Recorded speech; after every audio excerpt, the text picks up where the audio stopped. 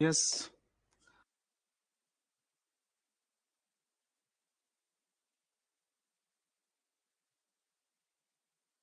आज का जो हमारा सेशन रहेगा उसमें हमने जो पॉइंट डिस्कस करने हैं, ओवरव्यू है, that is first is exam pattern and syllabus, कि हमारा जो आरबीआई ग्रेड बी का एग्जाम है उसका पैटर्न कैसा होता है, उसका सिलेबस कैसा होता है, कट ऑफ किस तरीके से जाती है, कितनी तरह की कट ऑफ होती है, और टाइम मैनेजमेंट कैसे करना है। आप अभी आगे देखेंगे कि हमारे पास टाइम बहुत कम है, नंबर ऑफ क्वेश्चंस बहुत ज्यादा हैं, तो वहां पे टाइम मैनेजमेंट कैसे किया जाए। उसके साथ साथ आंसर राइटिंग, क्योंकि हमारे पास ऑब्जेक्टिव के पास साथ साथ सब्जेक्टिव क्वेश्चंस भी हैं, तो उनको हम कैसे डील करें। उसके बाद कौन कौन सी रेफरेंस बुक है, जो बच्चे नहीं आ सकते, इतनी दूर नहीं आ सकते या क्लासेस नहीं अटेंड कर सकते, तो उनके लिए भी ये वेबिनार हेल्पफुल हो। कौन कौन सी रेफरेंस बुक्स हैं, और जो इंटरनेट पे डेटा अवेलेबल था मैंने वो कोशिश किया है कि वो रेफरेंस बुक्स में यहां पर डालूं, और वो कितनी इफेक्टिव होंगी ये भी आपको बताया जाएगा। उसके बाद हम देखेंगे, जब आपको सिलेबस पैटर्न पता है, फिर हम देखेंगे कि इसकी तैयारी कैसी की जाए, कितना समय लगाया जाए इसकी तैयारी में।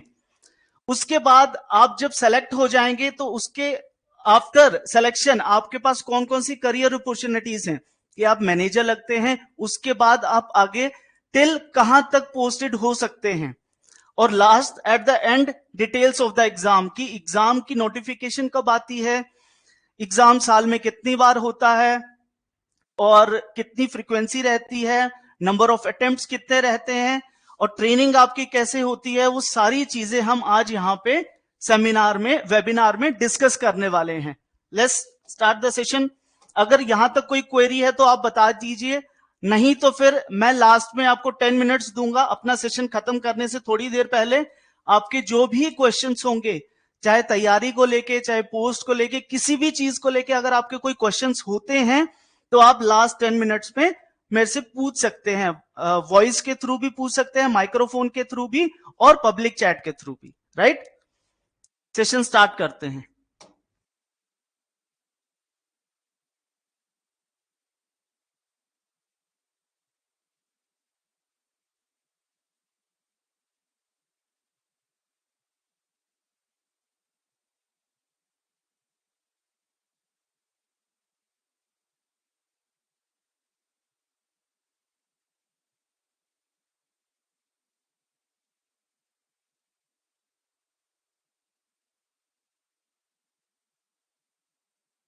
फर्स्ट ऑफ ऑल हम देखते हैं कि पैटर्न क्या है, उसका टाइम कैसे मैनेज किया जाए, और हम किस तरह से अपनी राइटिंग स्किल्स को इंप्रूव कर सकते हैं कि हम maximum to maximum marks gain कर पाए। फर्स्ट इज, ये जो आपका एग्जाम है, मैं थोड़ा सा और डिटेल में जाता हूं। जो आपका आरबीआई ग्रेड बी का एग्जाम है वो 3 स्टेजेस में होगा। 3 स्टेजेस कौन कौन सी हैं? First is phase 1। बच्चों कॉपी पेन लेके बैठिएगा और जो जो चीजें मैं लिखवा रहा हूं उसको नोट डाउन करना। फेज 1 को हम कहते हैं प्रीलिम्स। ये आपका जो एग्जाम रहेगा वो रहेगा ऑब्जेक्टिव, और आपकी जो तीनों फेजेस हैं, तीनों स्टेजेस हैं, ये ऑनलाइन रहने वाले हैं। सॉरी, दोनों स्टेजेस ऑनलाइन हैं। इंटरव्यू जो होगा वो आपका फिजिकल होगा। जो फेज 1 है उसको हम प्रीलिम्स भी कहते हैं। ये सारा एमसीक्यू बेस्ड है, ऑब्जेक्टिव बेस्ड है, ऑनलाइन पेपर होगा कंप्यूटर पे। सेकंड इसका स्टेज है, उसको नाम देते हैं फेज 2। फेज 2 ऑब्जेक्टिव होने के साथ साथ सब्जेक्टिव भी है। तो यहां पे हमें जो ये थर्ड पॉइंट मैंने लिखा है कि आंसर राइटिंग टेक्निक्स, वो आपको यहां पे हेल्प करेंगी।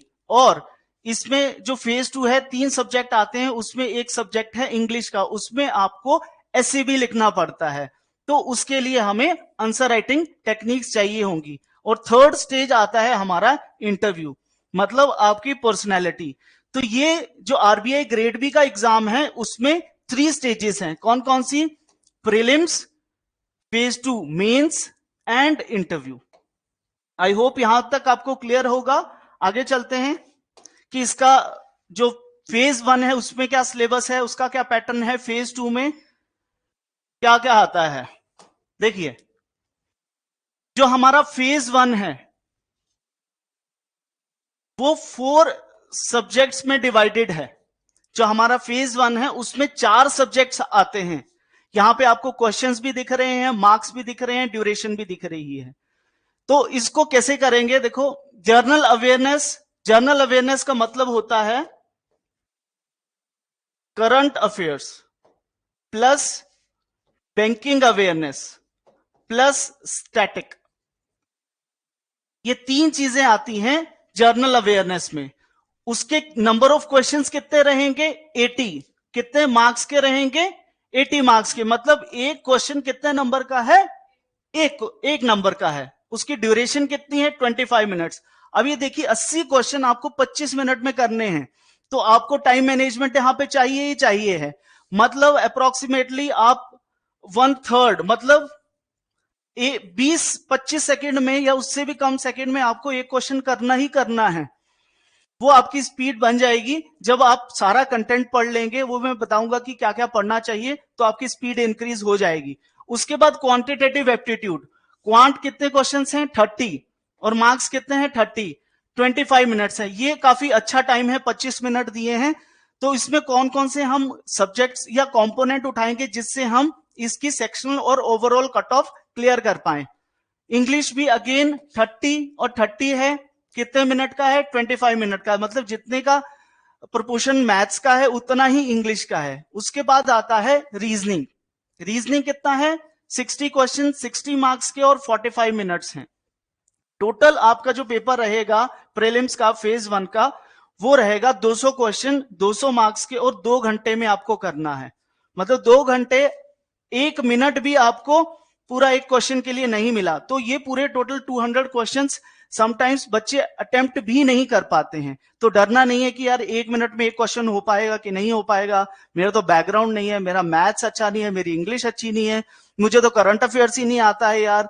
तो ये सब आपने चीजें छोड़ देनी है। जो आपने ग्रेजुएशन तक किया है वो मैटर नहीं करता है, बट अब आपने उतना अपना एफिशिएंसी से काम करना है, उतना रिगरसली आपने स्टडी करनी है, पढ़ना है कि आप यहां पर एटलीस्ट 60 to 70% स्कोर कर पाए। That is enough. अभी देखेंगे कट ऑफ। तो कट ऑफ क्या होती है और यहां पर इसको कैसे हम स्ट्रेटेजिकली करेंगे वो देखिए। जैसे जर्नल अवेयरनेस है और रीजनिंग है, दोनों कितने मार्क्स के हैं? 80 और 60 के। इनका अगर हम टोटल करते हैं तो कितना हो गया? 140। और मैंने कट ऑफ कितनी कही है? 60%, मतलब 120 है ना। इतनी कट ऑफ कही है मैंने कि हाँ 120 मैक्सिमम 130, 130 से ऊपर आज तक नहीं गई। बट इन दोनों का रेशो ही कितना है? 140। बहुत अच्छा रेशो है। अगर आप जनरल अवेयरनेस में 50 to 60 स्कोर करते हैं तो ये बहुत अच्छा स्कोर माना जाता है। और रीजनिंग में भी अगर आप 45 प्लस स्कोर करते हैं तो ये स्कोर बहुत अच्छा माना जाता है। तो इन दोनों को मिलाकर ही 60 और 45 को मिलाकर ही 105, मतलब 100 से लेके 105 तक। मैं नहीं कहूंगा इसमें 80 लेकर आओ, मैं तो ओनली अप्रोच करने को कितना कह रहा हूं? 60, जो कि अप्रोचेबल है। और इसमें आता क्या है यार? 6 महीने की मैगजीन्स पढ़नी है हमने, करंट अफेयर्स। उसका अप्रोच क्या रहता है? डेली बेसिस पे करंट अफेयर पढ़ो, वीकली बेसिस पढ़ो, मंथली बेसिस पे पढ़ो, ताकि जब नोटिफिकेशन निकलती है वो 1 महीने का मैक्सिमम टाइम देते हैं, तो वहां पे रिवीजन नहीं की जा सकती। इसीलिए पहले से ही पढ़ना स्टार्ट कर दो। और आपको ये नहीं है करंट अफेयर 6 महीने के ही पढ़ने हैं और ओनली प्रीलिम्स में ही हेल्प करने वाले हैं। ये आपको मेंस में भी हेल्प करेंगे। जो हम टॉपिक्स देखेंगे, इकोनॉमिक्स के टॉपिक हैं, फाइनेंस के टॉपिक हैं, वहां पर भी करंट अफेयर्स आता है। तो आपने डे 1 से ही करंट अफेयर के ऊपर बहुत अच्छे से फोकस करना है। अब देखते हैं, यहां पर हमने 80 में से कितना किया? 50 से 60। कोई ज्यादा बड़ा नंबर नहीं रखा मैंने। उसके साथ साथ रीजनिंग में मैंने कितने कहे? 45। वो हम टॉपिक्स भी देखेंगे कि किस किस में से बहुत इजीली मार्क्स गेन किए जा सकते हैं। उसके बाद अगर मान लो आपका मैथ्स वीक है या इंग्लिश आपकी वीक है, कोई ना कोई सब्जेक्ट किसी न किसी का वीक होता ही है, तो इसमें हम ओनली एंड ओनली 50% स्कोर करेंगे। 50% मतलब 30 में से 15 मतलब 25 मिनट में तुम्हें करने कितने क्वेश्चन हैं? बस 15 क्वेश्चन करने हैं, मात्र 15 क्वेश्चन। सेम यहां पे भी आप लगा लीजिए, इसमें भी 15 क्वेश्चंस आपको करने हैं, मतलब 15 मार्क्स आपको लेने हैं। 25 मिनट में 15 मार्क्स तो बहुत इजीली लिए जा सकते हैं।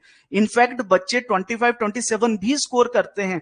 बट मैं उन बच्चों के लिए कह रहा हूं जिनको लगता है यार मेरी इंग्लिश इतनी अच्छी नहीं है, मैं 3 चीजें पढ़ूं मेरी इंग्लिश कवर हो जाए, मैं मैथ्स में 4 चीजें पढ़ूं मेरा मैथ्स कवर हो जाए, है ना। तो उस तरीके से आपने स्ट्रेटजी बनानी है यार। ये मैं अब आपको एक जर्नल स्ट्रेटजी दे रहा हूं जो कि आपको फॉलो करनी है। बाकी आप अपनी देखिए कि स्ट्रेंथ कहां है। जर्नल अवेयरनेस, रट्टा बहुत अच्छा मार सकते हैं, चीजों को बहुत अच्छे से समझ सकते हैं, ठीक है। इसके बाद आपका मैथ्स अच्छा है, इंग्लिश अच्छा है, जो भी आपका स्ट्रॉन्ग पॉइंट होगा उसमें मार्क्स नहीं कटने देना है। आपको पता है कि एक सेक्शन ओपन हुआ है, ये ऑनलाइन एग्जामिनेशन है, तो एक सेक्शन ओपन हुआ, जैसे ये 4 सेक्शन है ना, आपको एक पेपर आएगा पूरा इस तरीके से स्क्रीन होगी, यहां पे ना अलग अलग सेक्शंस होंगे, 1 2 3 4, तो एक बारी में ना आप एक ही सेक्शन के ऊपर होल्ड बना सकते हो कि आपने जर्नल अवेयरनेस उन्होंने ओपन किया, तो आप जर्नल अवेयरनेस छोड़ के क्वांट में नहीं जा सकते, इंग्लिश में नहीं जा सकते, ना ही रीजनिंग में जा सकते हैं। तो आपको जर्नल अवेयरनेस ही अटेम्प्ट करना है 25 मिनट के लिए। अगर आपने सारा अटेम्प्ट कर दिया, उसके बाद ये नहीं है कि आप नेक्स्ट पे स्विच हो सकते हो, जब टाइम खत्म होगा तब आप नेक्स्ट पे जाएंगे। इसी तरह से मैथ्स के लिए भी है, इंग्लिश के लिए भी है। अगर आपका पेपर नहीं भी कंप्लीट हुआ तब भी वो नेक्स्ट स्लाइड पे अपने आप ही चला जाएगा।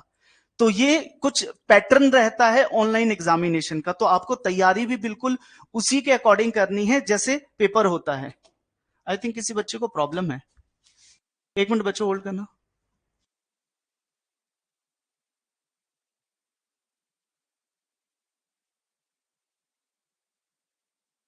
बच्चे किसी को अगर कोई भी डाउट होगा तो वो हैंड रेज कीजिएगा, माइक मत ऑन करना, नहीं तो सेशन थोड़ा सा इफेक्ट हो जाएगा नहीं तो। चलो हम आगे चलते हैं।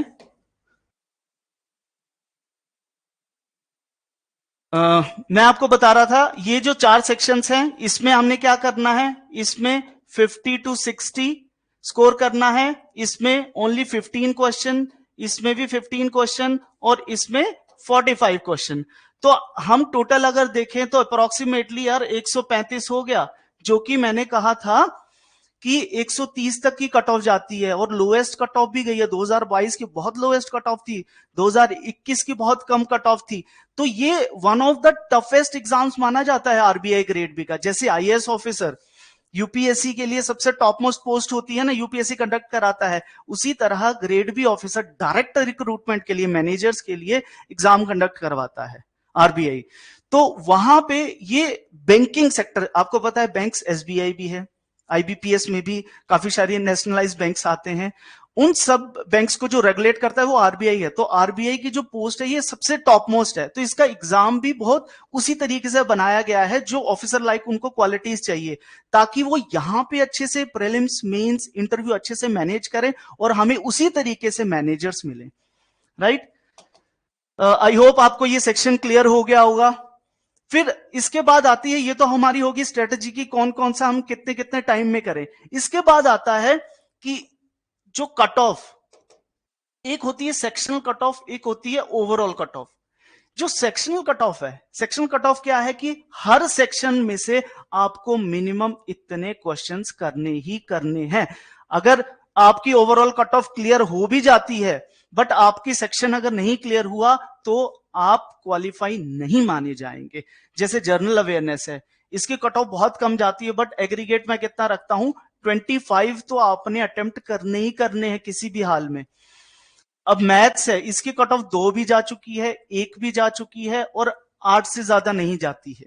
तो सेक्शन कट ऑफ मैथ्स की कितनी, 8, मतलब आपको 8 तो करने ही करने हैं। चाहे इधर आपने 80 ले लिया और 70 कट ऑफ गई, आप फेल है अगर आप मैथ्स में उतने मार्क्स नहीं ले पाए।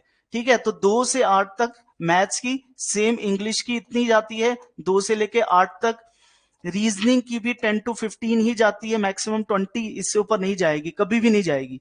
तो ये होगी आपकी सेक्शनल कट ऑफ, मतलब हर सेक्शन में आपको मिनिमम इतने मार्क्स लेने ही लेने हैं। उसके बाद आती है ओवरऑल कट ऑफ।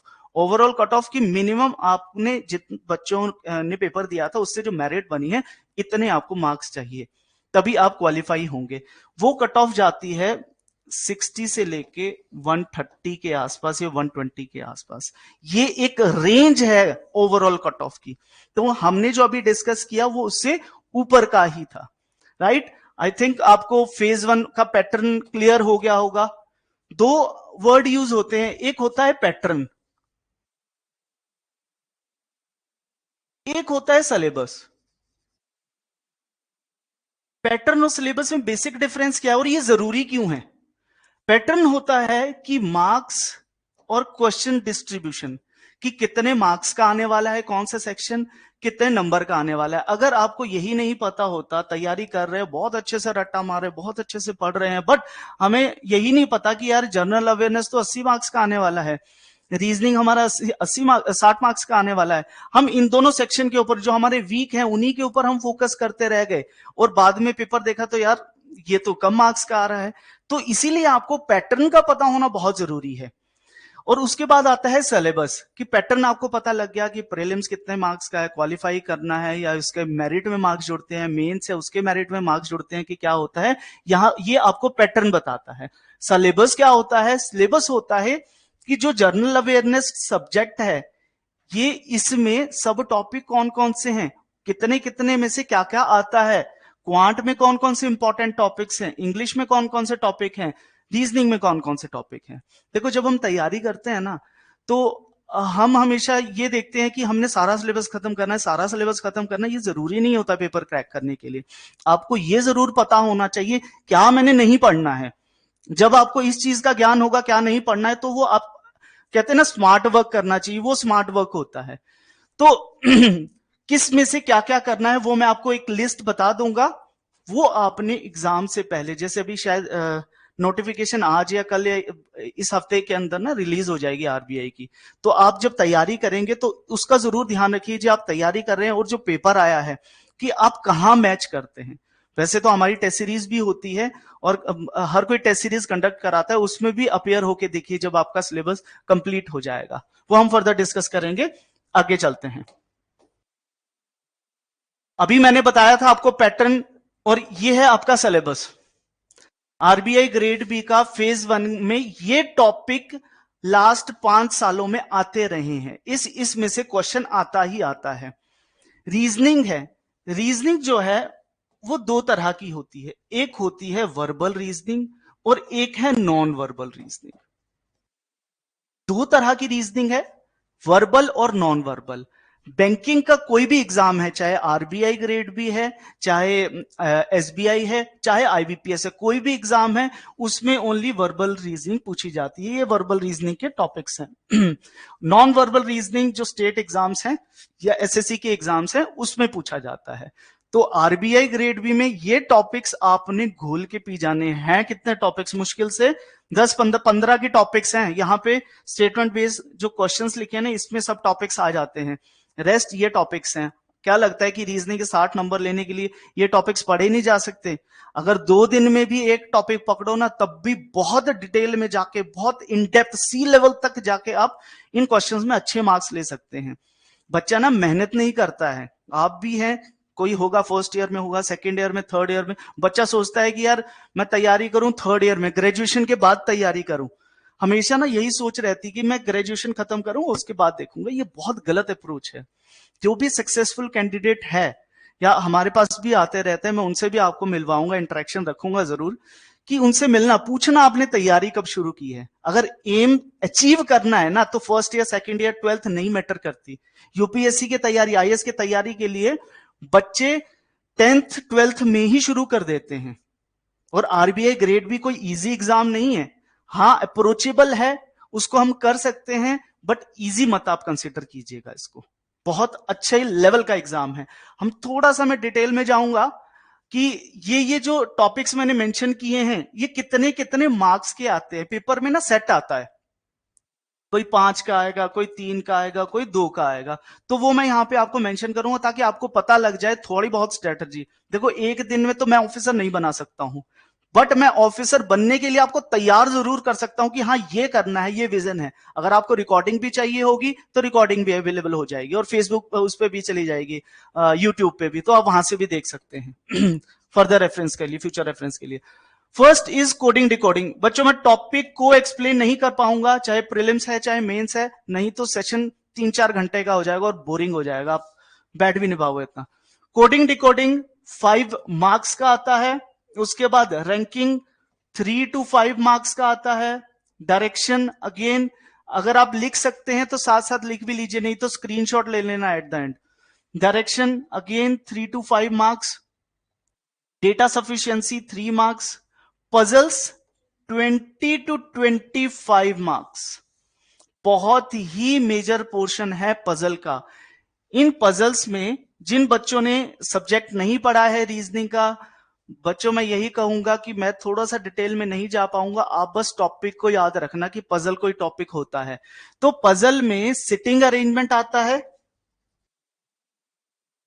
पजल में सिटिंग अरेंजमेंट का क्वेश्चन आएगा, 1 से 2 सेट आएंगे मतलब 10 मार्क्स का। रेस्ट दूसरे क्वेश्चन आते हैं, जैसे फ्लोर पे 10 बंदे बैठे हैं, उनको ये चीजें पसंद हैं, तो इस तरीके से पजल के अलग क्वेश्चंस आते हैं। और रेस्ट ये देख रहे हैं, रैंकिंग, डायरेक्शन, ब्लड रिलेशन, इन तीनों टॉपिक्स की भी पजल्स आती हैं।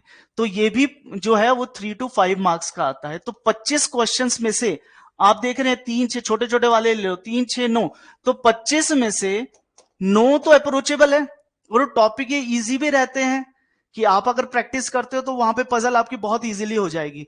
तो इन 25 में से 9 तो ऐसे ही हो गए। ये मैं आपको क्यों बता रहा हूँ, क्योंकि बच्चे, अब मैंने तो हजारों बच्चे पढ़ाए हैं, तो मैंने ये चीज देखी है कि बच्चों का ना हमेशा यही रहता है, यार सर हमसे पजल नहीं हो पाएगी, पजल तो बहुत डिफिकल्ट पार्ट रहता है। तो मैं उनको कहता हूं आप उसको भी सेक्शंस में डिवाइड करो। कहते जो चीज समझ नहीं आई ना उसको टुकड़ों में तोड़ दो और तोड़ तोड़ के एक एक चीज को पढ़ो तो समझ आना शुरू हो जाएगी। तो उसी तरह से जो पजल है उसको मैंने डिवाइड कर दिया सिटिंग अरेंजमेंट में, रैंकिंग, डायरेक्शन और ब्लड रिलेशन में। ये वाला पार्ट कर लो, इसमें से एक चीज उठा लो, एक चीज इसमें उठा लो। तो 25 में से आपने 15 18 तो वैसे ही कर लिए। उसके बाद रेस्ट ये टॉपिक्स तो आपके पास पड़े ही है ना, जो बिल्कुल इजी होते हैं, अप्रोचेबल होते हैं। 3 3 5 5 10 10 सेकंड में एक एक क्वेश्चन निकल जाएगा, आपको देखते ही पता लग जाएगा कि यार ये क्वेश्चन को तो मैंने ये अप्रोच करना था। ठीक है। उसके बाद सिलोजिज्म 5 मार्क्स, ये स्टेटमेंट बेस्ड क्वेश्चन का भी पार्ट है सिलोजिज्म, जिसको हम कहते हैं statement and conclusion based questions. ठीक है। इनपुट आउटपुट 5 से 6 मार्क्स का आता है, स्टेटमेंट बेस्ड क्वेश्चन 8 से 9 मार्क्स के आते हैं, कई बार 5 मार्क्स के भी आ जाते हैं। तो ये देखो कि स्टेटमेंट बेस्ड क्वेश्चन में क्या क्या आएगा। First is statement and conclusion, statement and argument, statement and assumption, course of action, cause and effect। ये कुछ टॉपिक है जो कि क्रिटिकल रीजनिंग का पार्ट भी बनते हैं। आपने देखा होगा किसी एग्जाम में क्रिटिकल रीजनिंग लिखा हुआ है टॉपिक, तो क्रिटिकल रीजनिंग मतलब ये टॉपिक आने वाले हैं उस पेपर में। ठीक है। लॉजिकल रीजनिंग मतलब जो अभी हमने टॉपिक किया पजल्स वगैरह, वो लॉजिकल रीजनिंग का पार्ट है। तो ये आपका पार्ट आता है स्टेटमेंट बेस्ड क्वेश्चन में। Very easy. अगर आपको शाब्दिक अर्थ आता होगा इनका, शाब्दिक अर्थ मतलब कि कंक्लूजन क्या होता है, एजम्पशन क्या होता है, दोनों में बेसिक डिफरेंस क्या है, अगर आपको ये चीज पता होगी तो आपके लिए ये इजी पार्ट है। ठीक है। यहां से भी 8 9 नंबर ले सकते हैं। Inequality very very very easy topic, 5 number का आता है तो फ्री के मार्क्स हैं इनइक्वालिटी का क्वेश्चन। और डिसीजन मेकिंग भी अगेन 5 मार्क्स का। अब आप देख रहे होंगे कि यार सर ने इतने सारे लिख दिए, तो 60 70 80 से ज्यादा हो गया है। तो ये मेरा लिखने का था कि इसमें से ये टॉपिक है जो रिपीटेड है और इसमें से किन्हीं भी टॉपिक को वो पिक करके आपका पेपर बनाता है। आई होप रीजनिंग सेक्शन आपको अच्छे से क्लियर हो गया होगा। मार्क्स डिस्ट्रीब्यूशन तो पता ही लग गया होगा कि कितने कितने मार्क्स का क्या क्या रहता है। उसी तरीके से आपने अपनी स्ट्रेटजी बनानी है। अगर हम पजल वाले पार्ट में से 15 मार्क्स निकाल लेते हैं कि हाँ यार 15 मार्क्स मैं ले सकता हूं या मैं 10 मार्क्स ले सकता हूं, रेस्ट आपके पास 5 10 15 20 25 और अप्रोक्सीमेटली 30 और 15 कितने हो गए, 45। तो मैंने आपको यही नंबर बताया था कि 45 नंबर लेना आसान है, मुश्किल नहीं है। मैंने नहीं कहा 60 के 60 करके आओ वहां पे, नहीं 45 ही करो यार। हम टाइम बचाएंगे इन क्वेश्चन से, इन क्वेश्चन से, ये वाले क्वेश्चन से हम टाइम बचाएंगे और पजल में हम टाइम ज्यादा लगाएंगे ताकि उसमें अंडरस्टैंडिंग बनानी होती है।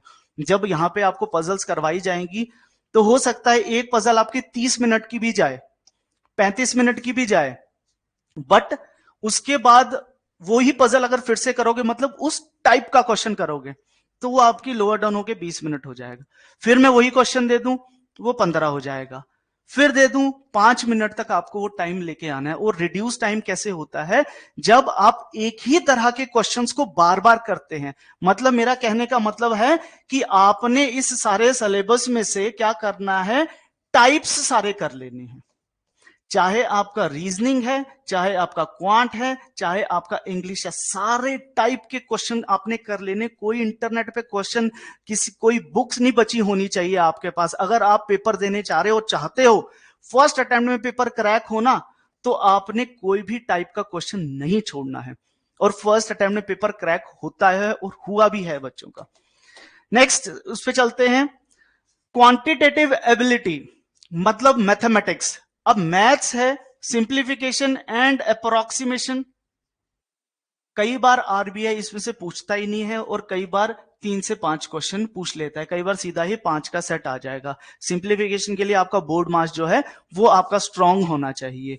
प्रॉफिट एंड लॉस एक question, sometime 2 question hardly. Mixture alligation 1 question. Simple interest, compound interest, surd and indices 1 से 2 क्वेश्चन। टाइम वर्क डिस्टेंस से 2 से 3 क्वेश्चन, क्योंकि इसमें टाइम एंड डिस्टेंस, ट्रेन्स, वो सारे टॉपिक आ जाते हैं, तो 2-3 क्वेश्चन आ जाते हैं यहाँ पे। परमुटेशन कॉम्बिनेशन 1 क्वेश्चन, या फिर इसकी डीआई डेटा इंटरप्रिटेशन इसमें से आ जाता है। उसके बाद मेंसुरेशन, डेटा इंटरप्रिटेशन ये जो है आपका, ये आप 15 to 18 मार्क्स का लेके चलिए। मतलब 3 सेट तो आने ही आने हैं डीआई के, डेटा इंटरप्रिटेशन के। और उसके बाद ratio, proportion, percentage, number system, series and sequence 30 question. ये जो सीरीज एंड सीक्वेंस है, हाँ जी बच्चों,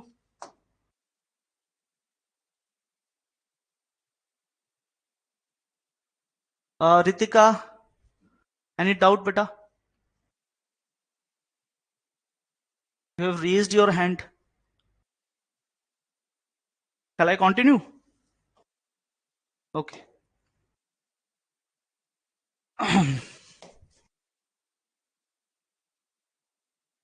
मैं यहां पे था नंबर सिस्टम और सीक्वेंस एंड सीरीज। सीरीज के 3 क्वेश्चन। वैसे यूजुअली आप देखेंगे जो सीरीज पार्ट है ना, वो रीजनिंग का पार्ट होता है।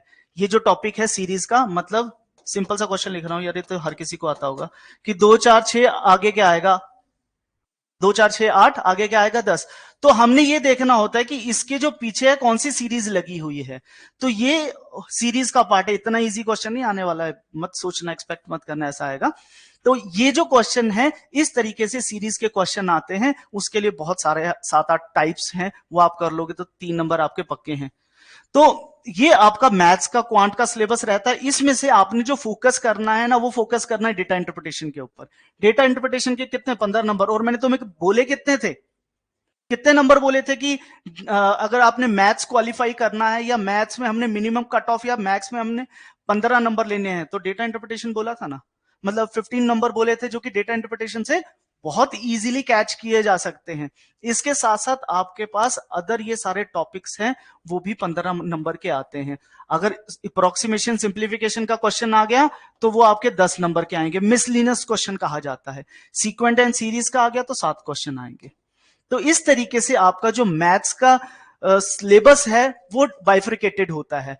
तो डेटा इंटरप्रिटेशन को आपने अच्छा करना है, तो आपको रेशियो, प्रोपोर्शन और परसेंटेज, ये दोनों टॉपिक बहुत अच्छे से आने चाहिए। आज से 2 साल पहले क्या होता था, मैथ्स वाले सेक्शन की बात कर रहा हूं, कि इसमें जो क्वेश्चंस आते थे वो नॉर्मल क्वेश्चंस थे। डेटा इंटरप्रिटेशन आ गया, पाई चार्ट आ गया, बार ग्राफ आ गया, उसके बेसिस पे थे। बट अब क्या है, अब वो प्रॉफिट एंड लॉस है तो इसकी डीआई बना देता है। परमुटेशन कॉम्बिनेशन है, उसकी डीआई बना देगा।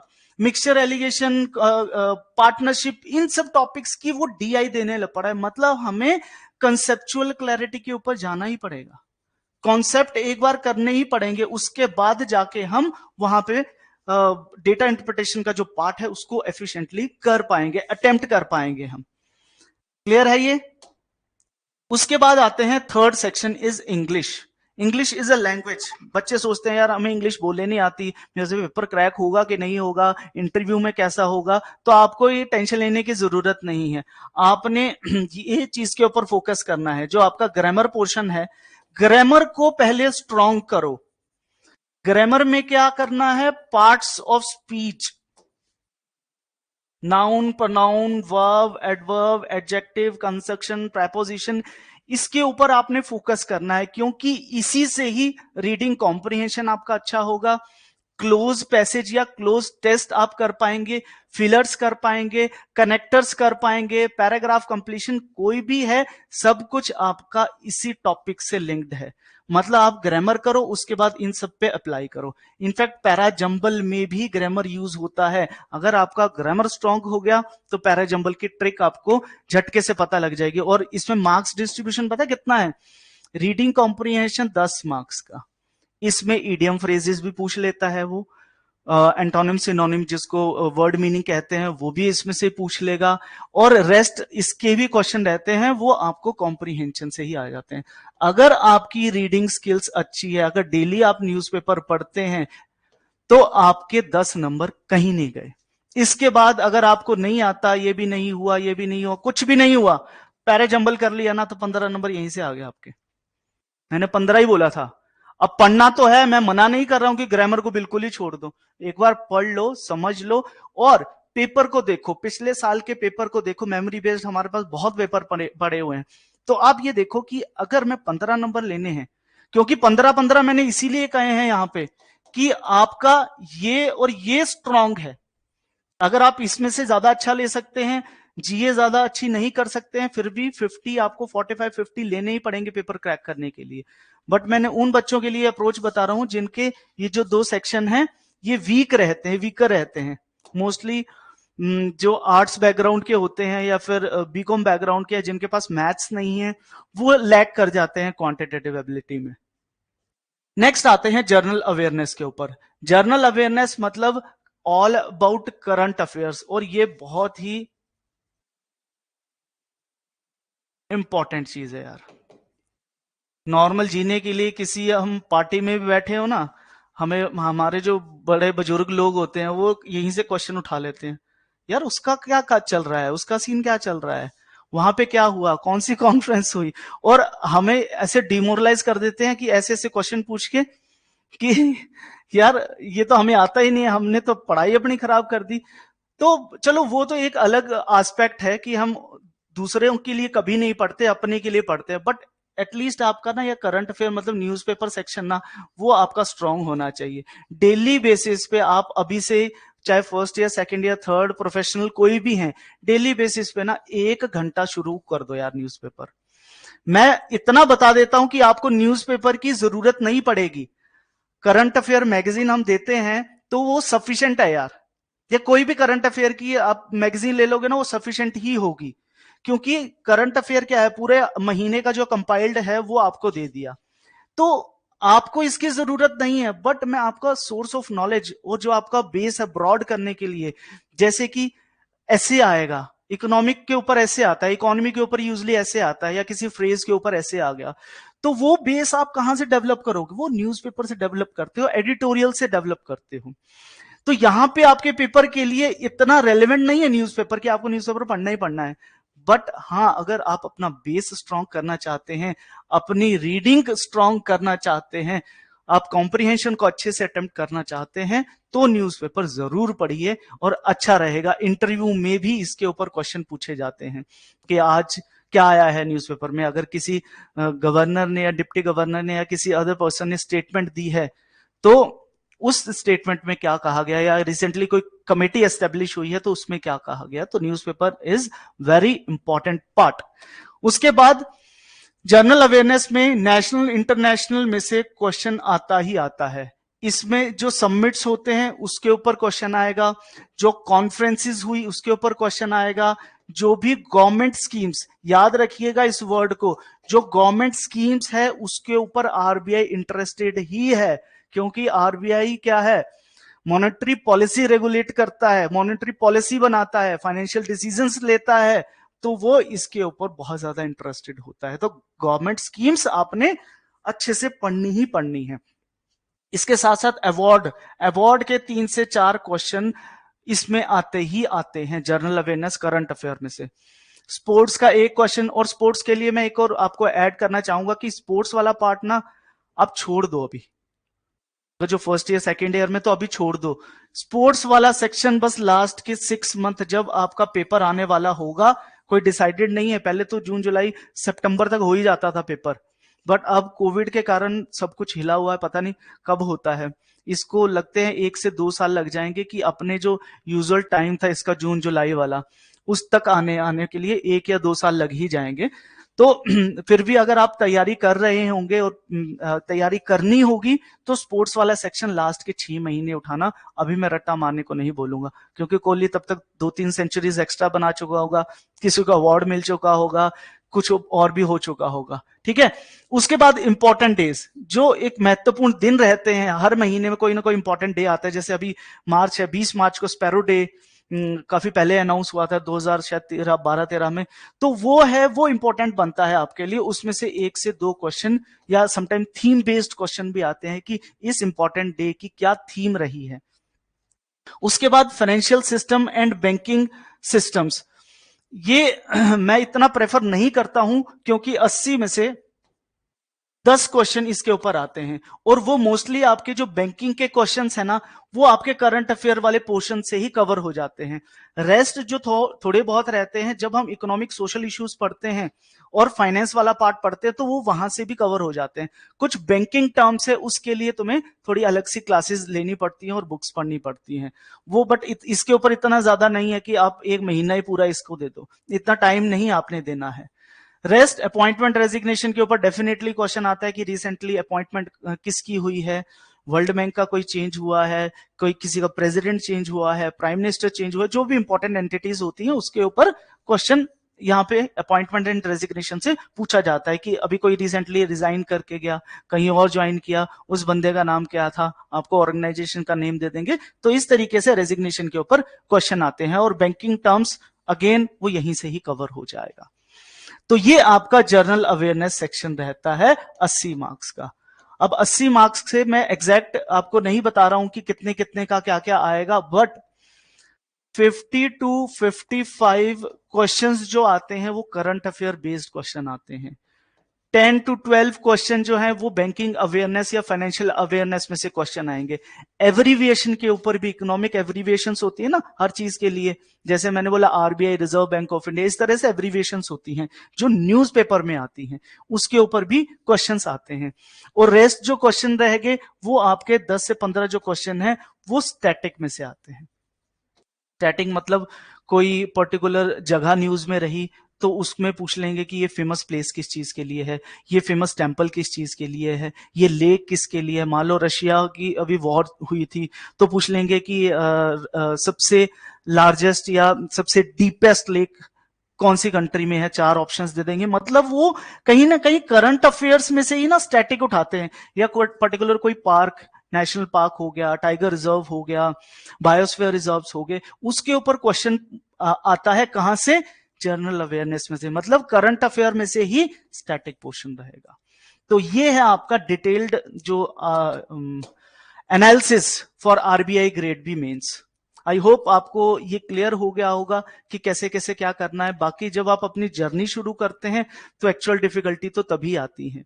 ये तो मैंने अपना एक्सपीरियंस आपके साथ शेयर किया है इतने सालों का, जो मैंने एनालिसिस निकाला है कि यार इसको करोगे तो आपका पेपर हो ही जाएगा, बट आपको इन डेप्थ अंडरस्टैंडिंग होनी चाहिए, और बस इसको कभी मत भूलना।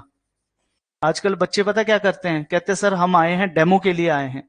बच्चे बोलते हैं हमने डेमो लगाना है और हमें बस ट्रिक्स करवा दो, ये बच्चे कहते हैं। मैं कहता हूं अगर इसके बेसिस पे आप गए तो आप पास नहीं हो पाओगे। आप कॉन्सेप्ट कीजिए, क्योंकि आरबीआई जो है वो ये देखता है कि आपका कॉन्सेप्ट कितना क्लियर है। मान लो कि लास्ट मोमेंट में उसने पैटर्न चेंज कर दिया, या फिर लास्ट मोमेंट पे उसने जो पीछे से चला आ रहा था ट्रिक्स के ऊपर क्वेश्चन वो उसने चेंज कर दिया, कंसेप्चुअल क्वेश्चन दे दिया और उसके बाद ट्रिक लगनी थी, तो आप फंस जाओगे। ये ट्रिक्स तो करके चले जाओगे, बट आपको यही नहीं पता उसके पीछे कारण क्या है, थ्योरी क्या है, थ्योरम क्या है। तो आप जब उन चीजों में फंस जाओगे तो आपका पेपर नहीं होता है। वो इसीलिए है कि ये मैथ्स, इंग्लिश और इन सब की कट ऑफ कम जाती है, क्योंकि बच्चे क्या है लास्ट मोमेंट पे आएंगे, सर 1 महीने में तैयारी करा दो, मैंने पेपर क्रैक करना है। तो अब 1 महीने में तो यही चीज होगी और उसका रिजल्ट 1 महीने में 1 महीने वाला ही होगा। चाइनीज माल कितना चलेगा। चलें आगे। ये पास्ट ईयर की 2022 की कट ऑफ मैंने लिखी है और आप खुद देख लीजिए जो मैंने बताई थी, पिछले सालों की कितने सालों को उठा के देख लेना, उसमें कोई डिफरेंस नहीं आएगा, जो मैंने बताया वही सच है।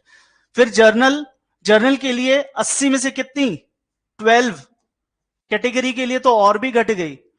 रीजनिंग के लिए 9 कट ऑफ जा रही है यार। आप देख रहे हैं कि पेपर का लेवल क्या होगा। इंग्लिश 4.5, मैथ्स की भी 4.5 और टोटल कट ऑफ 63, मतलब 64 लगा लो यार, 64 गई है कट ऑफ। तो अब कुछ ध्यान में आया कि यार अगर 64 गई है तो ये तो नहीं है यार अनप्रिडिक्टेबल पेपर होगा।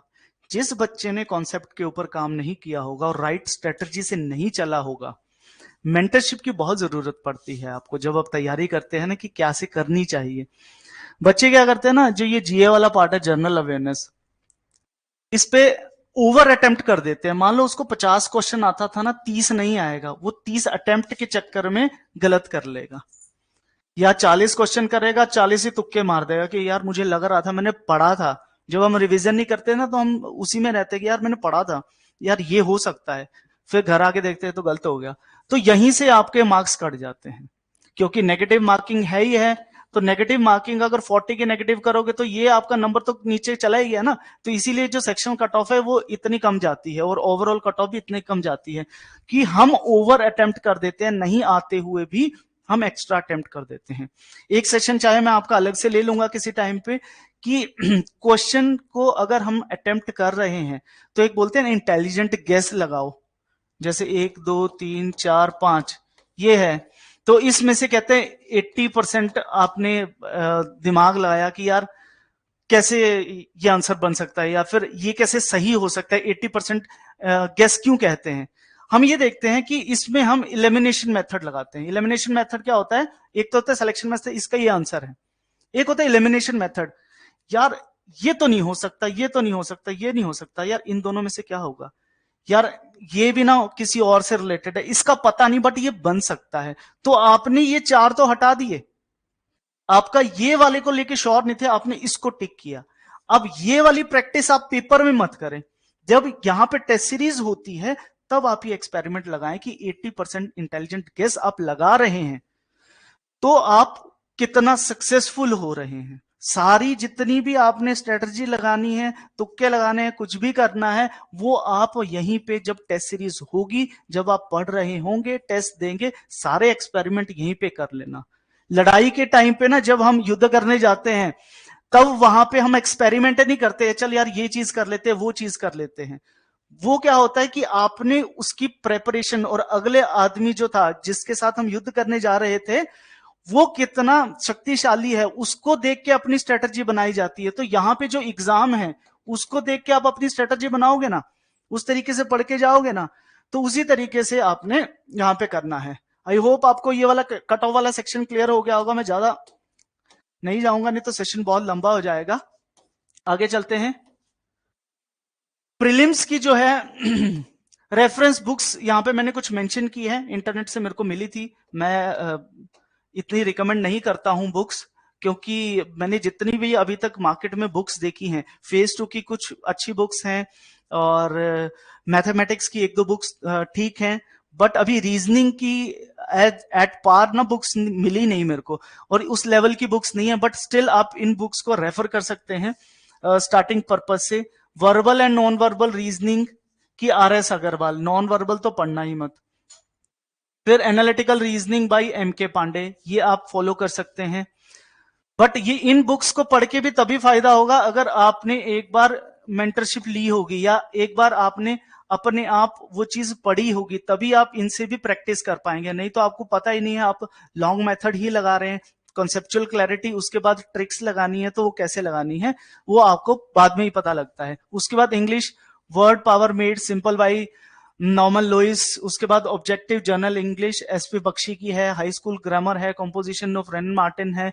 ये कुछ बुक्स हैं इंग्लिश के लिए अगर आप बिल्कुल जीरो से शुरू कर रहे हैं, आपको प्रोनाउंसिएशन नहीं आती है, आपकी वोकेबलरी बिल्कुल ही वीक है, तो आप स्टार्ट कर सकते हैं। बट इन सब बुक्स को अगर फॉलो करने लगे तो आप 3 साल तो कम से कम आपको लगेंगे अपना एक बेस स्ट्रॉन्ग करके चलने में। ठीक है, उसके बाद magical book quicker maths M Tyra, ये अच्छी बुक है। और how to prepare quantitative aptitude CAT, ये भी अच्छी बुक है अरुण शर्मा की। इसमें आपका ना जो क्वेश्चंस का लेवल है, डीआई का लेवल, वो बहुत अच्छा रहता है। और एप्टीट्यूड के लिए आप जो बेसिक्स क्वेश्चन, जो मैंने मिसलिनियस क्वेश्चन बताया था ना मैथ्स में, मिसलिनियस क्वेश्चंस के लिए आप आरएस अग्रवाल को फॉलो कर सकते हो। ठीक है, बट सारे क्वेश्चन नहीं करने हैं, उसमें बहुत सारे उसने टाइप बनाया है। एग्जाम ओरिएंटेड अप्रोच आपको बहुत हेल्पफुल रहती है।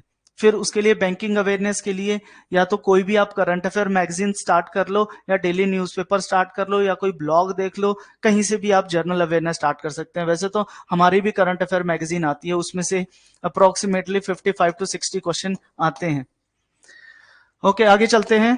रेफरेंस बुक्स क्लियर है आपको?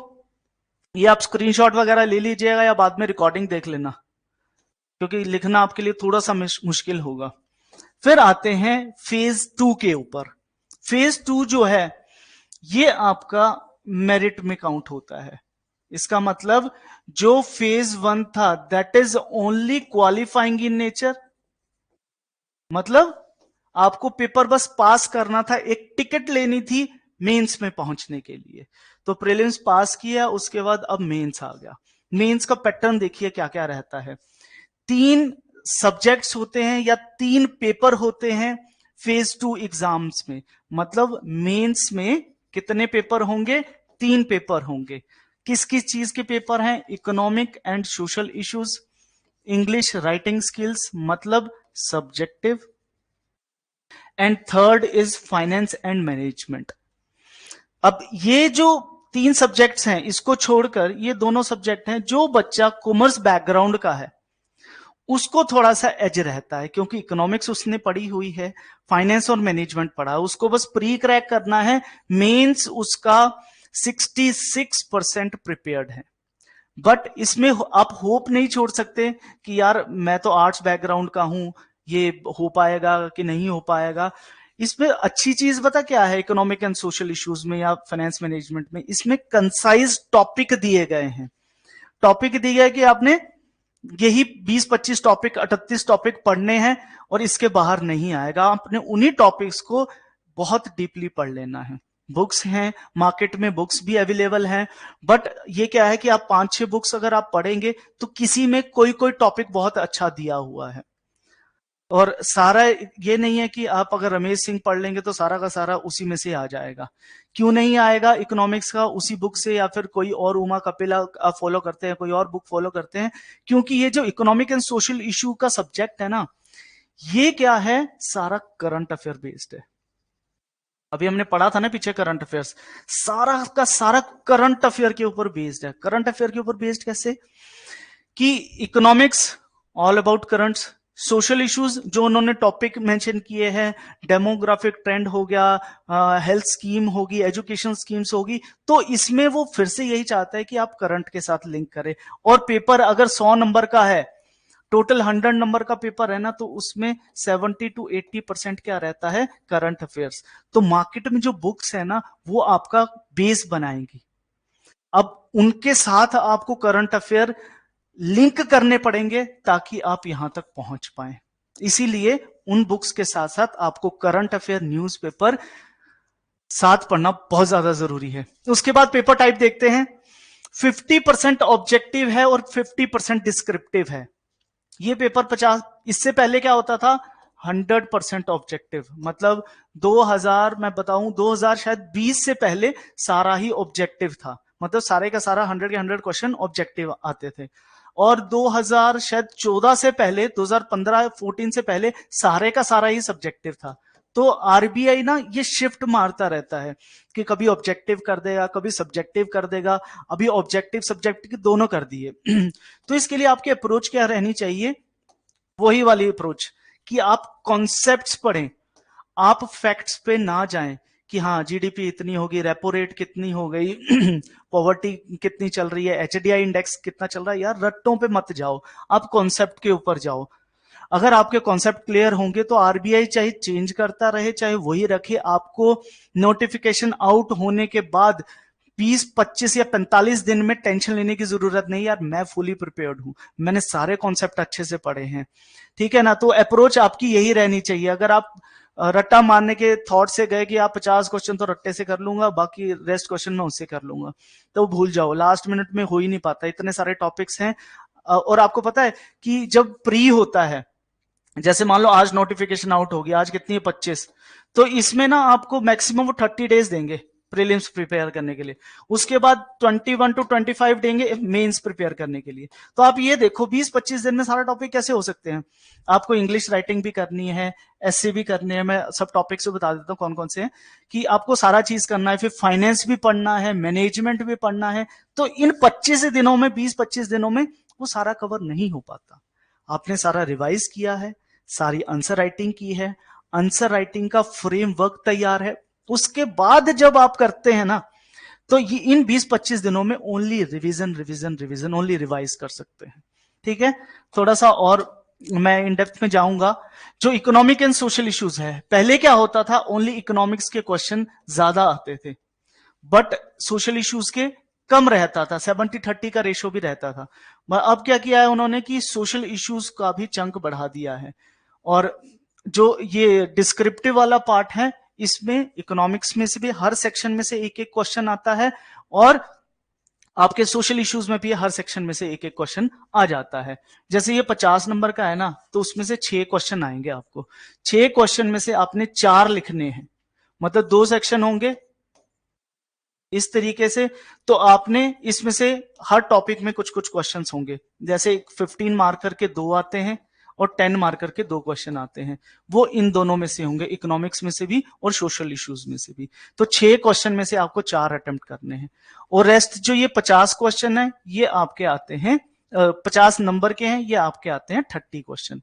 इन 30 क्वेश्चन में कोई 2 मार्कर भी होगा और कोई 1 मार्कर भी होगा। इसी तरीके से बाइफर्केशन फाइनेंस में भी है। क्लियर हो गया कि इकोनॉमिक सोशल इश्यूज में क्या, किस तरीके से कितने कितने क्वेश्चंस आते हैं। 4 क्वेश्चन आएंगे डिस्क्रिप्टिव पे, ऑब्जेक्टिव के आएंगे 30 क्वेश्चंस, 2 मार्कर 1 मार्कर, और इसमें 15 और 10। उसके बाद आते हैं इंग्लिश के ऊपर, इंग्लिश राइटिंग स्किल्स। अब इंग्लिश राइटिंग स्किल्स कितने, 100 मार्क्स की, ये 3 सेक्शंस में डिवाइडेड है। 3 सेक्शन में क्या क्या आएगा, एसे राइटिंग, कॉम्प्रीहेंशन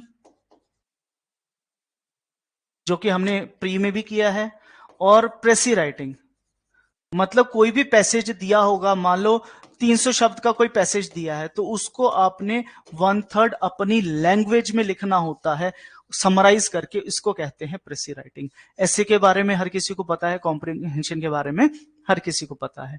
तो ये टोटल 120 मिनट का है, ये 90 मिनट का है, और ये 120 मिनट का आता है।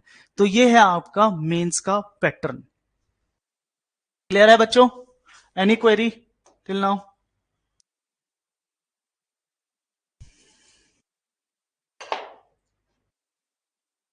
यहां तक ठीक है बेटा?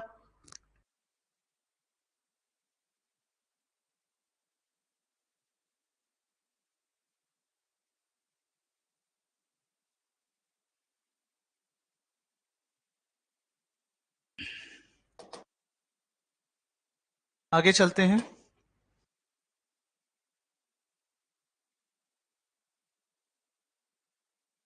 ये कुछ मैंने टॉपिक्स लिखे हैं इकोनॉमिक सोशल इश्यूज के, इसके अंदर सब टॉपिक काफी सारे आते हैं।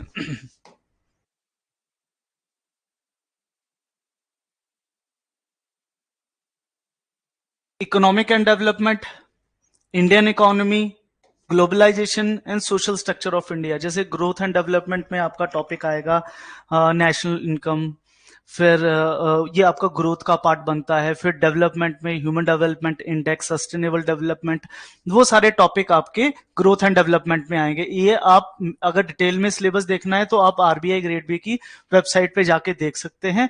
और इसके अलावा कहीं रिलाई मत करना, क्योंकि अभी रिसेंटली कुछ टॉपिक ऐड हुए हैं।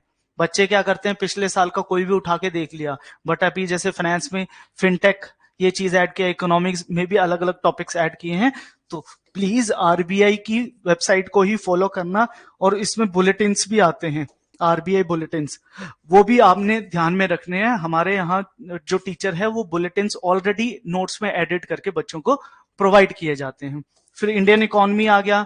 इसमें इंडियन इकोनॉमी में जो इंडस्ट्रियल रिफॉर्म्स थे, लेबर रिफॉर्म्स थे, वो सारी चीजें इंडियन इकोनॉमी में आएंगी। और भी काफी सारे सब टॉपिक्स हैं। ग्लोबलाइजेशन में एलपीजी रिफॉर्म्स जो थे वो आएगा। सोशल स्ट्रक्चर में मल्टीकल्चरलिज्म आ जाएगा, डेमोग्राफिक ट्रेंड आ जाएगा, अर्बनाइजेशन, माइग्रेशन आएगी। तो ये कुछ टॉपिक जो है वो इकोनॉमिक एंड सोशल इश्यूज में आते हैं। ये 4 मेन टॉपिक है, इसके अंडर सब टॉपिक्स हैं। उसके बाद है फाइनेंस और मैनेजमेंट का सिलेबस। फाइनेंशियल सिस्टम मतलब आरबीआई, आरबीआई की फंक्शनरी, आरबीआई की रेगुलेटरी बैंक्स हैं, वो सारे यहां पर आ जाएंगे फाइनेंशियल सिस्टम में। जितने भी हमने बैंक्स पढ़े हैं, चाहे वो एसबीआई है, चाहे वो नेशनलाइज बैंक है, चलो एसबीआई भी नेशनलाइज बैंक है, वो सारा यहाँ पे आ जाएगा। फाइनेंशियल मार्केट्स में क्या आ जाएगा, प्राइमरी मार्केट, सेकेंडरी मार्केट। और जर्नल टॉपिक्स क्या हैं, जर्नल टॉपिक्स में जैसे इन्फ्लेशन हो गया, रिस्क मैनेजमेंट हो गया, वो सारे काफी सारे जनरल टॉपिक हैं जो कि फाइनेंस में आते हैं। अब इसमें क्या है, ये जो जनरल टॉपिक है ना, डेरिवेटिव्स वगैरह, इसके ना न्यूमेरिकल्स आते हैं पेपर में। तो हो सकता है जो राइटिंग वाला डिस्क्रिप्टिव वाला पार्ट है उसमें वो न्यूमेरिकल्स को भी एक्सप्लेन करने के लिए कहे, आपको बैलेंस शीट बनाने के लिए कहे। तो इस तरीके से जो जर्नल टॉपिक हैं वो आते हैं। और जो बीकॉम बैकग्राउंड का होगा तो उसके लिए ये जो शब्द मैंने कहे ये बहुत इजी होंगे।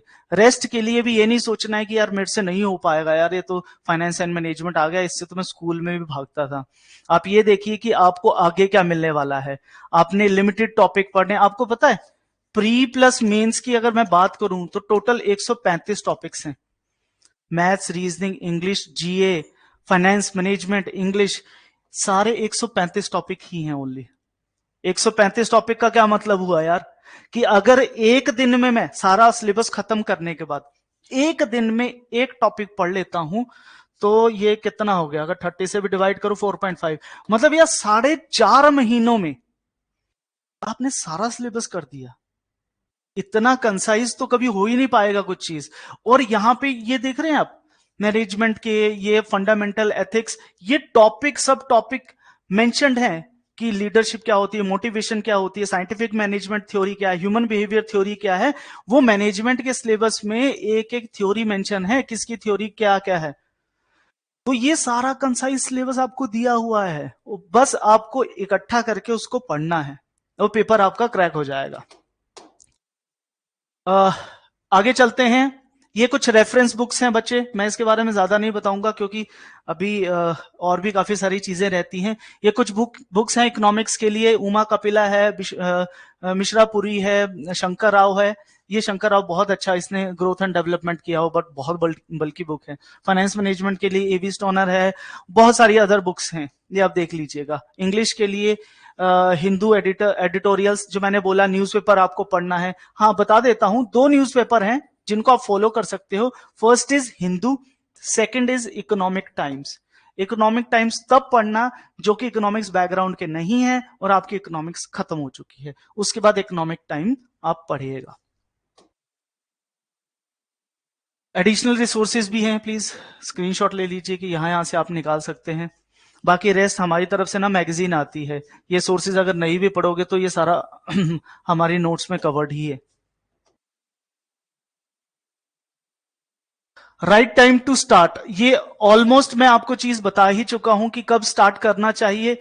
ये आपके ऊपर डिपेंड करता है बच्चों कि आपने तैयारी कब शुरू करनी है। फर्स्ट ईयर के बच्चे भी कर सकते हैं अगर उनका बेस बिल्कुल ही वीक है, जो फर्स्ट ईयर के स्टूडेंट हैं, अगर उनका बेस स्ट्रांग नहीं है, इकोनॉमिक्स फाइनेंस मैनेजमेंट नहीं पढ़ा है, तो वो फर्स्ट ईयर से स्टार्ट कर सकते हैं। जिनको मैथ्स बिल्कुल ही सी लेवल पे है कि यार नहीं समझ आता है, या रीजनिंग नहीं समझ आती है, इंग्लिश नहीं समझ आती, वो फर्स्ट ईयर से स्टार्ट करें। नहीं तो second year is the right time to start the preparation for RBI grade B. दूसरे साल के बच्चे बिल्कुल स्टार्ट करें, क्योंकि मिनिमम टाइम हमें जो सिलेबस खत्म करने में लगता है बच्चों को पढ़ाने में, दैट इज 7 to 8 months। ये मिनिमम टाइम हमें लगता ही लगता है 7 से 8 महीने में खत्म करवाना, क्योंकि मैंने 135 टॉपिक आपको बताए। अगर किसी किसी में 2 दिन भी लग गए, 135 इंटू 2 कितना हो गया, चलो 4.5 इंटू 2 9 महीने हो गए ना, तो 9 महीने आपके लगते ही लगते हैं। मिनिमम टाइम है कि आपके 7 to 8 months और मैक्सिमम टाइम है 10 month में आपका जो है आरबीआई ग्रेड बी का जर्नल स्ट्रीम का सिलेबस फिनिश होता है। और इसके बाद आपको फिर से 4.5 महीने चाहिए, उसके बाद आपने टेस्ट सीरीज करनी है और इसके बाद फिर से रिवाइज करना है, तो it takes around 1.5 year, minimum 1.5 year preparation के लिए आपको चाहिए ही चाहिए। तो right time is second year. Third year वाले भी हैं तो अभी से स्टार्ट कर दो गाइज, अभी आपकी ग्रेजुएशन खत्म होने वाली भी होगी, तो अभी से शुरू कर दो, ताकि एट द एंड आप इस पोस्ट तक जा पाए, डिप्टी गवर्नर। अभी मैं करियर्स में आपको बताऊंगा, करियर अपॉर्चुनिटीज में, कि कौन कौन से आपके पास लैडर है जो आपने चढ़ के उस इमारत तक पहुंचना है। Duration of the course I already told you. Daily time table, बच्चों को ये आता है कि यार हम कॉलेज के साथ कैसे कॉप अप करें, कि हमारा तो कॉलेज चल रहा है और कैसे मैं अपना टाइम निकालूं इस पेपर के लिए। तो आपने देखो, अगर कहीं कोचिंग भी लेते हैं, आप पढ़ते भी हैं, तैयारी कर रहे हैं, तो इंस्टीट्यूट आपको 2 से 3 घंटे पढ़ाता है, तो 2-3 घंटे आप निकाल सकते हैं। उसके बाद मान लो रीजनिंग, मैथ्स, इंग्लिश, कोई भी सब्जेक्ट स्टार्ट हुए, 1 या 2 सब्जेक्ट स्टार्ट होते हैं, तो उन सब्जेक्ट को अपने ग्रेजुएशन के साथ साथ इनके बाद 1-1 घंटा दे दो, या आपका जो सब्जेक्ट अच्छा है उसको आधा घंटा दे दो, कि जो टीचर ने कराया एटलीस्ट आपने रिवाइज कर लिया है, ताकि आपका जब ग्रेजुएशन खत्म हो तो आपका 80 to 90% या मे बी 100% सिलेबस फिनिश्ड हो। बाद में आपने रिवाइज करना है, पेपर निकला, पेपर दिया, पेपर क्रैक हो गया। तो मिनिमम यार देखो 3 से 4 घंटे आरबीआई मांगता है, इससे ऊपर का टाइम मत देना। अगर आपके पास third year, second year, first year में है, फर्स्ट ईयर वाले तो 2 घंटे भी पढ़ेंगे तब भी हो जाएगा। अगर थर्ड ईयर वाले हैं, अगर प्रोफेशनल हैं, तो आप ये देखो कि आपने अपनी जॉब भी करनी है और उनको आपने ये प्रीलिम्स, मेंस, इंटरव्यू सबकी तैयारी भी करनी है, तो आपको कम से कम 5 घंटे देने ही पड़ेंगे बेटा, डेली 5 घंटे। नहीं तो आपका जो पेपर पास करने का टाइम है वो थोड़ा सा स्ट्रेच हो जाता है। मैं ये नहीं कहूंगा कि आप नहीं कर सकते 3 घंटे 4 घंटे में, बट यार एक ह्यूमन बिहेवियर है कि उसको, तुम एक सब्जेक्ट है उसको समझने में, अंडरस्टैंड करने में, इंटरप्रेट करने में, उसको पचाने में समटाइम टाइम ले लेता है। और अगर आप 5 घंटे दे देते हो तो आप इन बच्चों के बराबर ही पहुंच जाओगे। तो ये आपको अपने अकॉर्डिंग बनाना है, बिकॉज आपकी हर किसी बच्चे की स्ट्रेंथ अलग है और वीकनेसेस अलग है। काम करना हमेशा स्ट्रेंथ के ऊपर, वीकनेसेस के ऊपर काम बस थोड़ा थोड़ा करते रहना।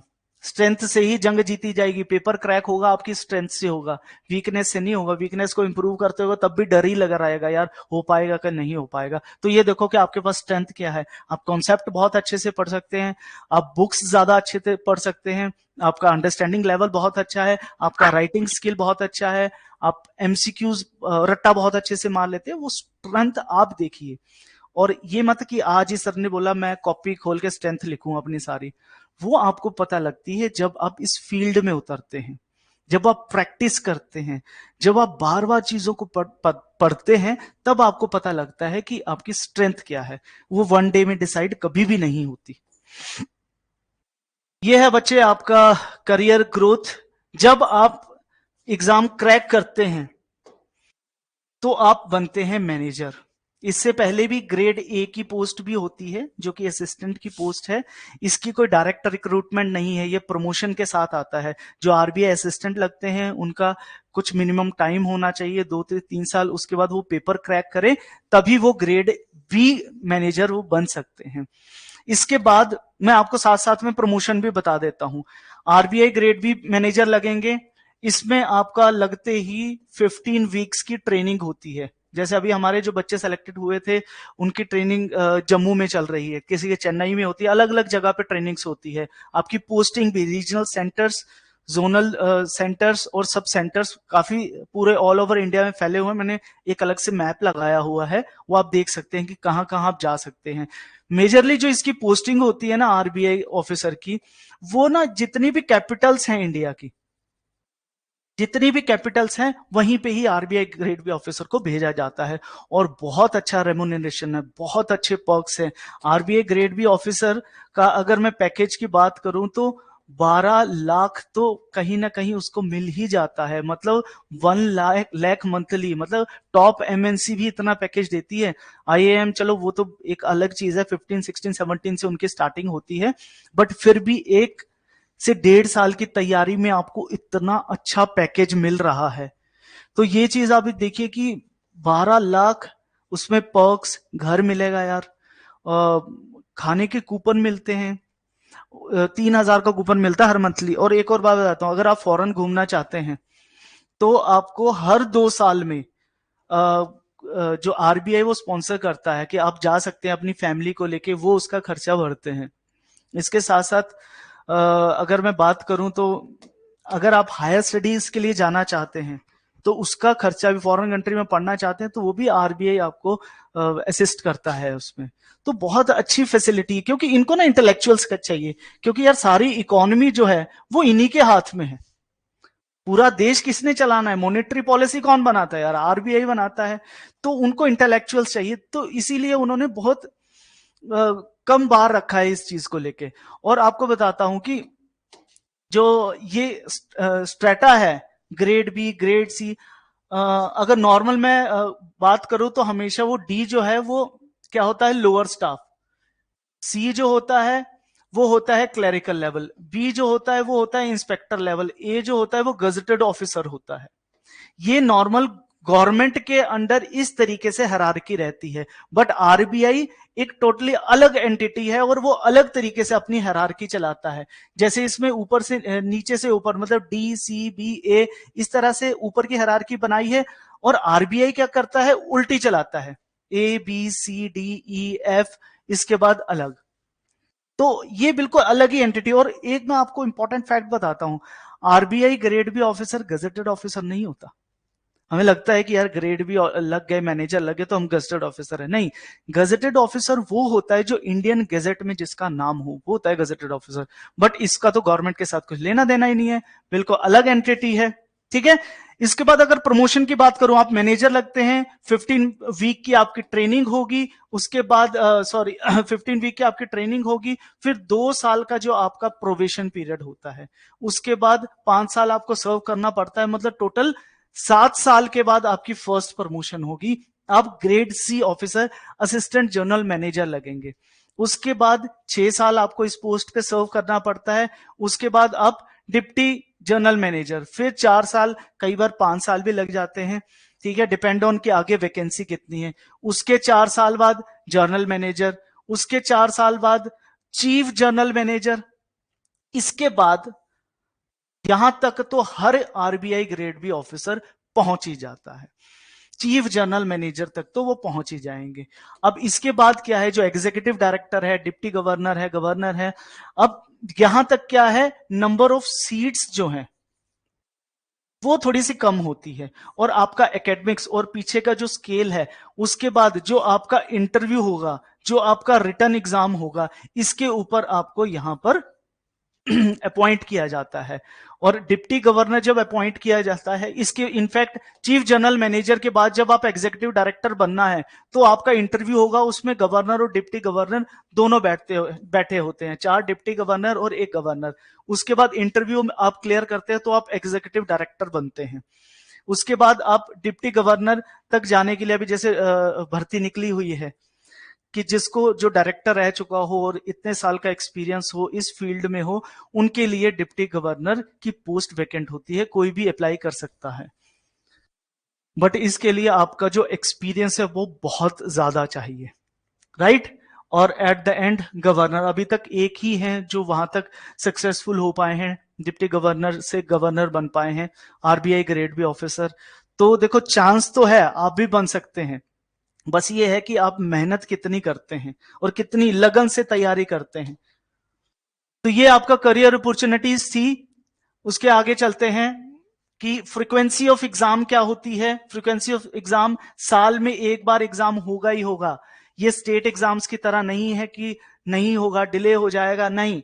ये सबसे फास्ट प्रोसेस है, सिलेक्शन प्रोसेस इससे ज्यादा फास्ट किसी भी एग्जाम का नहीं है इंडिया में। चाहे यूपीएससी ही लगा लो, फास्टेस्ट प्री हुआ, उसके बाद रिजल्ट आया हफ्ते में 20-25 दिन में मेंस हुआ, उसके बाद 1-1.5 महीना, फिर आपका इंटरव्यू हुआ, उसके बाद सिलेक्शन 1-2 महीने में हो जाती है। मतलब आप 8 to 9 मंथ में रख लो। उसका ट्रेनिंग में थोड़ा 1 महीना लगा लेते हैं जब तक बच्चे का आता है। नंबर ऑफ अटेम्प्ट्स 6 अटेम्प्ट है for the general category. Rest के लिए एज रिलैक्सेशन भी अलग अलग 3 साल 5 साल है, ओबीसी के लिए 3 है, एससी के लिए ज्यादा है। उसके बाद प्रोफेशनल के लिए भी अलग होती है, जो पीएचडी करते हैं उनके लिए भी अलग है, वो आप नोटिफिकेशन में चेक कर लीजिएगा। बट आपका 21 साल की उम्र होनी ही चाहिए for RBI grade B exam. अगर आप जर्नल स्ट्रीम के थ्रू जा रहे हैं, किसी के थ्रू भी जा रहे हैं, तो 21 साल आपकी उम्र होनी ही चाहिए। उसके बाद ग्रेजुएशन, ग्रेजुएशन में 60%, 10th और 12th में भी 60%। ये इसकी क्राइटेरिया है। 10वीं 12वीं और ग्रेजुएशन सब में आपके 60% अगर मार्क्स होते हैं तभी आप आरबीआई ग्रेड बी एग्जाम दे सकते हैं, नहीं तो नहीं, आप एलिजिबल ही नहीं होंगे। यही एजुकेशन एलिजिबिलिटी क्राइटेरिया है इस एग्जाम का। उसके बाद नंबर ऑफ वैकेंसीज की बात करें, आप लगा लीजिए कि 2 से 3 लाख बच्चों के साथ आपका कंपटीशन होगा। 2 से 3 लाख बच्चे हर साल पेपर देते हैं ग्रेड बी का। उसमें से मेंस के लिए मुश्किल से 2-3 हजार होते हैं, डिपेंड ऑन पोस्ट। उसके बाद at the end total post कितनी है? 294। अगर हम जर्नल की बात करें तो 127, एससी की बात करें तो नंबर ऑफ पोस्ट फिर भी कम है, बट इसमें अभी कंपटीशन भी कम है। इतने लोगों को पता ही नहीं है कि आरबीआई ग्रेड बी की कोई पोस्ट होती है। इसमें भी 3 पार्ट्स में डिवाइड है। मैंने बताया था डीईपीआर, जिसका आप अगर आप ग्रेजुएशन के बाद मास्टर्स में जाते हैं, मास्टर्स में अगर इकोनॉमिक्स होती है तो आप इसका पेपर भी अलग से भर सकते हैं। और अगर आपके पास स्टैट्स हैं तो आप इसका पेपर भी भर सकते हैं, बट इसके लिए मास्टर डिग्री आपको चाहिए ही चाहिए। और नंबर ऑफ पोस्ट भी आप देख लीजिए कि नंबर ऑफ पोस्ट का रेशियो फिर भी अदर कॉम्पिटिटिव एग्जाम्स के अकॉर्डिंग कम है, बट बहुत ही प्रेस्टिजियस टॉप जॉब्स हैं। मैं ये कहूंगा कि आईएएस ऑफिसर हो तो यार तुम बैंकिंग सेक्टर के, अगर आप इस एग्जाम को क्लियर करते हो, बट आपकी हार्ड डेडिकेशन 1 से 1.5 साल चाहिए ही चाहिए। ये कुछ रीजनल सेंटर है, टोटल आपके 31 लोकेशंस हैं। जो 4 हैं वो जोनल सेंटर हैं, मुंबई, कोलकाता, दिल्ली एंड चेन्नई। इसके अलावा 19 रीजनल ऑफिसेज हैं यहाँ पे पूरे ऑल ओवर इंडिया में। जो मेट्रोपॉलिटन सिटीज हैं वहां पर ही आपकी पोस्टिंग होती है। और डेपुटेशन में आप फॉरेन बैंक्स पे भी जा सकते हो और अदर बैंक्स में भी जा सकते हो। डायरेक्टर लेवल पे ग्रामीण बैंक्स में जाते हैं, रीजनल रूरल बैंक्स में आप एज अ डायरेक्टर जाओगे, आरबीआई ग्रेड बी ऑफिसर अगर आप लगते हो तो एक लेवल के बाद। तो ये रहा आज का सेशन। आई होप आपके सारे डाउट्स जो होंगे, जो आपको क्वेश्चंस होंगे वो क्लियर हो गए होंगे। अब किसी भी बच्चे को कोई डाउट है तो वो पूछ सकता है।